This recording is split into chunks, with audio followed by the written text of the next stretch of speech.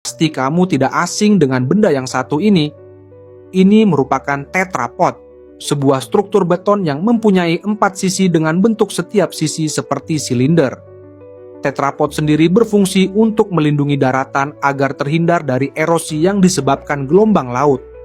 Ketika berkunjung di sebuah pelabuhan atau berjalan di pinggir pantai berombak, kamu biasanya akan menemukan struktur batu yang berjajar rapi sepanjang garis pantai. Susunan batu tersebut mempunyai 4 sisi dan terpasang tak beraturan di sepanjang pantai.